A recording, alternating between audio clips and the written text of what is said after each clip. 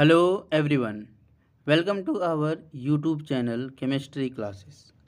आज की क्लासेस में हम लोग शुरू करने वाले हैं क्लास 11th के ऑब्जेक्टिव क्वेश्चंस को, जो कि हमारे जैक बोर्ड्स के एग्ज़ाम्स में बहुत ही ज़्यादा इम्पॉर्टेंट है। तो चलिए सेशन को शुरू करते हैं। हमारा सबसे पहला नंबर क्वेश्चन है CO2 का मोलर द्रव्यमान की गणना करें।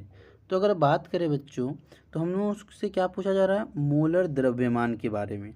और हम लोग जानते हैं किसी भी यौगिक का जो हम लोग मोलर द्रव्यमान निकालते हैं वो उसके सभी परमाणु के मोलर द्रव्यमान को या फिर परमाणु द्रव्यमान को जोड़कर निकाला जाता है। तो बात करते हैं, अगर CO2 का हमें मोलर द्रव्यमान निकालना है तो सभी के परमाणु द्रव्यमान को जोड़ना होगा।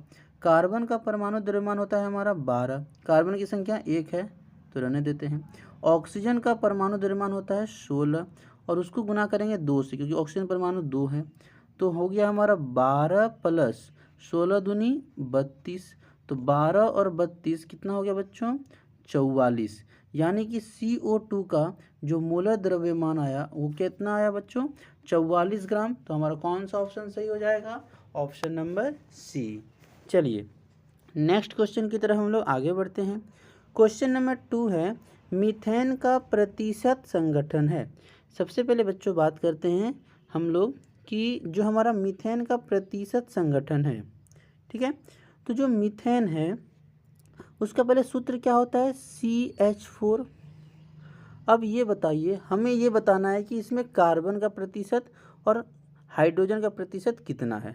तो सबसे पहले एक बात बता दें बच्चों कि जो कार्बन है, कार्बन की संख्या कितनी है, 1, और हाइड्रोजन की संख्या कितनी है, 4।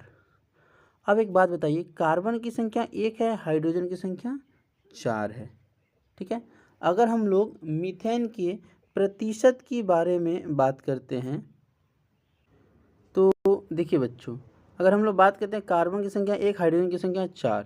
अब जो हमारा मीथेन बनता है, जो भी हमारा मीथेन बनता है CH4, क्या बनता है, CH4। तो मीथेन में कार्बन की जो प्रतिशत होती है वो होती है 75% और हाइड्रोजन की होती है प्रतिशत 25%।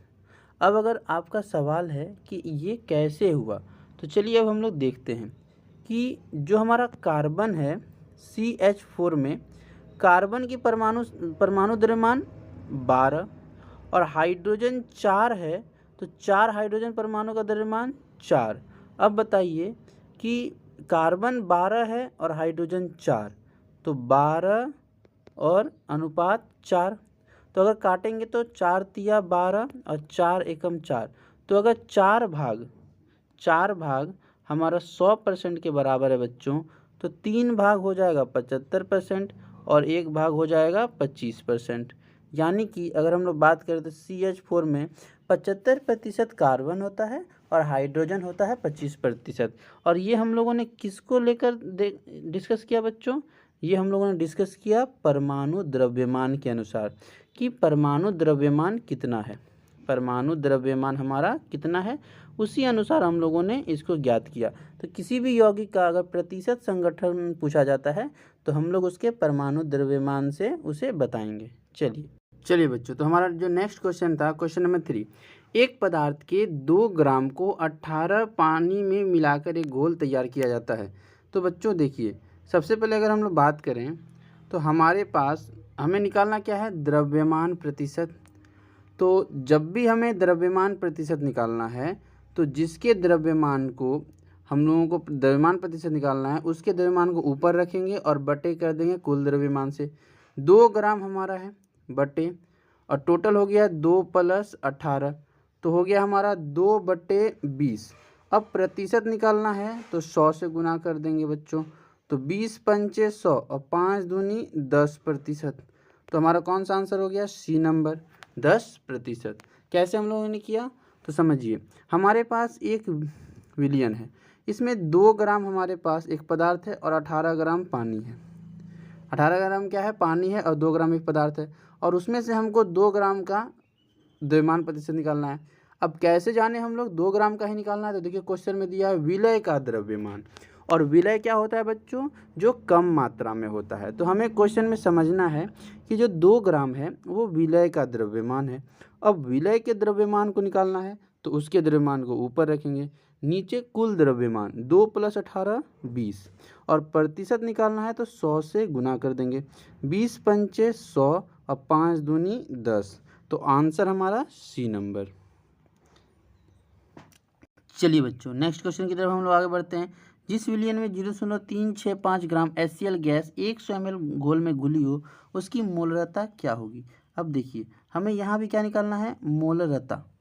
तो सबसे पहले अगर हम लोग बात करें तो मोलरता निकालने के लिए हम लोग यहाँ पर m बराबर लिखेंगे। अब क्या लिखेंगे, m बराबर, तो ऊपर में हम लोग रखेंगे विलय के द्रव्यमान 0.365, और अगर हम लोग बात करें तो उसके नीचे HCl का हम लोगों को आणविक द्रव्यमान निकालना है।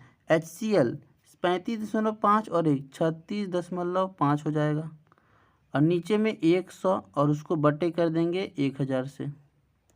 ठीक है बच्चों, अगर ओवरऑल अगर हम लोग काटें तो ये इससे हट जाएगा, इससे 2 जीरो से 2 जीरो कट जाएगा, नीचे में आ गया 10, और इसको हटाएंगे तो हमारा यहाँ पर नीचे में 3 जीरो आ जाएगा, और इसमें हटाएंगे तो ऊपर में 1 जीरो आ जाएगा। तो 10 से 10 ख़त्म, अब हमारा बच गया 100। अब यहाँ से भी 1 जीरो से 1 जीरो ख़त्म, और इससे ये ख़त्म, यानी कि हमारा जो आंसर आएगा बच्चों वो हमारा आंसर आ रहा है, ए नंबर तो नहीं आएगा, ए नंबर तो आ ही नहीं सकता है।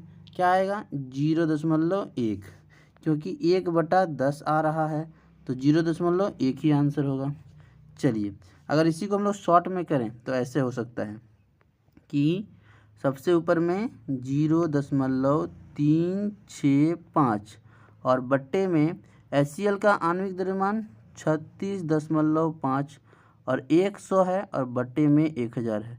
इसको जब आप सॉल्व कीजिएगा तो 1/10 आएगा, और 1/10 यानी कि हमारा हो गया 0.1। चलिए नेक्स्ट क्वेश्चन की तरफ हम लोग आगे बढ़ते हैं बच्चों। तापमान का SI मात्रक क्या है। जो तापमान टेम्परेचर है उसका SI मात्रक केल्विन होता है। क्या होता है बच्चों, केल्विन यानी के। तो ऑप्शन हो गया हमारा ए नंबर। नेक्स्ट क्वेश्चन की बात करें, ज्योति तीव्रता का SI मात्रक, ज्योति तीव्रता का SI मात्रक होता है कैंडेला। चलिए बच्चों नेक्स्ट क्वेश्चन की तरफ हम लोग आगे बढ़ते हैं। NH3 के 34 ग्राम में मौजूद अमोनिया के मोल की संख्या कितनी है। अब हम लोग बात करें तो NH3, सबसे पहले NH3 का जब भी मोलों की संख्या निकालना है ना बच्चों, उसका हम लोग पहले आणविक द्रव्यमान निकालेंगे। N का 14 और H का 3, तो 14 + 3 आणविक द्रव्यमान कितना हो जाएगा, 17 ग्राम। कितना हो गया, 17 ग्राम। अब एक बात बताइए, 17 ग्राम NH3 जो है वो 1 मोल के बराबर है बच्चों। कितने मोल के बराबर है, 1 मोल के। तो 34 ग्राम NH3 कितने मोल के बराबर हो जाएगा, जस्ट 2 गुना, यानी 2 मोल के।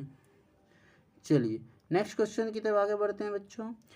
4 मोल हाइड्रोजन गैस का द्रव्यमान, अगर हम लोग बात करें तो हाइड्रोजन गैस यानी कि H2 का द्रव्यमान होता है 1 ग्राम, 1 H2 का। और चूँकि हमारे पास यहाँ पर अगर हम लोग बात करें तो हाइड्रोजन गैस यानी H2, तो 1 H2 का हो गया 1 ग्राम और गुने 2 यानी कि 2 ग्राम। तो एक हाइड्रोजन गैस का द्रव्यमान कितना होगा बच्चों, 2 ग्राम। 1 H2 का द्रव्यमान आया 2 ग्राम बच्चों। तो बताइए कि 4 मोल H2 यानी कि 4 H2 का कितना आ जाएगा, 4 से गुना करेंगे तो 8 आ जाएगा। चलिए बच्चों नेक्स्ट क्वेश्चन की तरफ आगे बढ़ते हैं। क्वेश्चन नंबर हमारा 10 है, 6 ग्राम कार्बन में उपस्थित मूलों की संख्या। सबसे पहले अगर बात करें कार्बन की, तो कार्बन का परमाणु द्रव्यमान 12।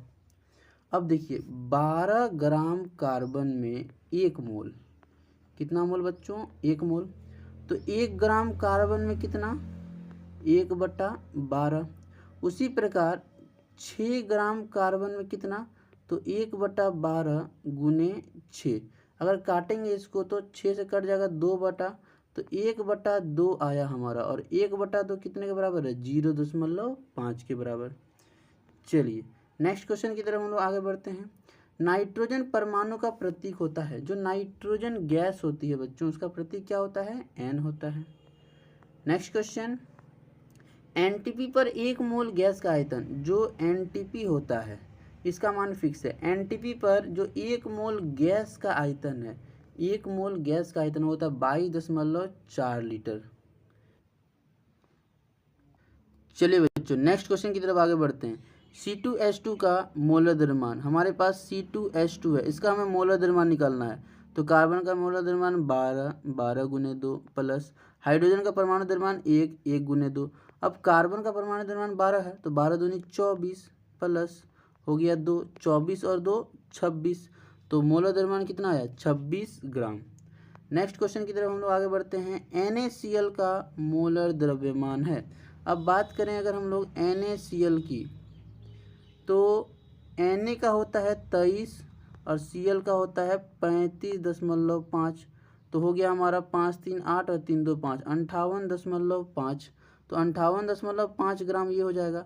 यहाँ पर जो है ग्राम पर मोल हमारा नहीं होगा, तो ऑप्शन क्या रहेगा 58.5 ग्राम। ये किसका मोलर द्रव्यमान है NaCl का। नेक्स्ट क्वेश्चन की तरफ हम लोग आगे बढ़ते हैं।